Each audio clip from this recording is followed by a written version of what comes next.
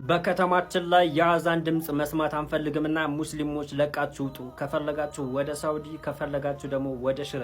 እጅግ አሳፋሪ ዜና ነው ይዤላችሁ የመጣሁት። ሙስሊም ሆነ ሁሉ ይህን ቪዲዮ በቻለው መጠን ሁሉ ሼር፣ ኮፒ ሊንክ፣ ሪፖስት እያደረገ ማዳረስ ግዴታችን ነው። በአክሱም የሚገኙ ሙስሊም ወንድም እህቶቻችን ሁሉ ድምጽ ሁኑን፣ የድረሱልን ጥሪ እያሰሙ ይገኛሉ። አንደኛ እኛ መሬት የሰጠናችሁ እንድትኖሩበት እንጂ እንድትሰግዱበት ወይም አዛን እንድትሉበት አይደለም እያሏቸው ይገኛሉ።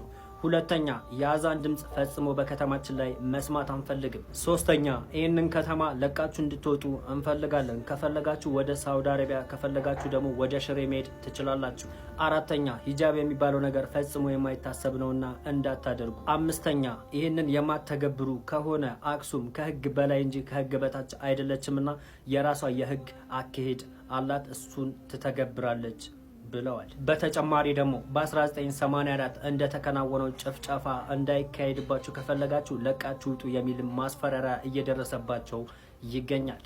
ከ70 ሚሊዮን በላይ ሙስሊም ባለበት ሀገር እንደዚህ ንቀትን ማከናወን እጅግ የሚያስገርም ነው። ሁሉም በጎሳው በክልሉና በአካባቢው ሳይከፋፈል ከአክሱም እህት ወንድሞቻችን ጎን ሆኖ ድምጽ ሊሆናቸው ይገባል።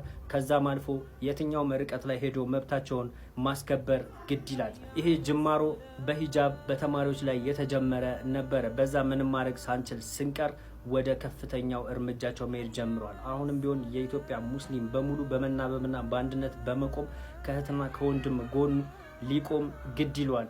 ሙስሊም ሆነ የቪዲዮ የደረሰው ሁሉ ቪዲዮ ይስራ፣ ዲዩቲ ያደርግ፣ ሼር፣ ኮፒ ሊንክ፣ ሪፖስት እያደረገ ያዳርስ።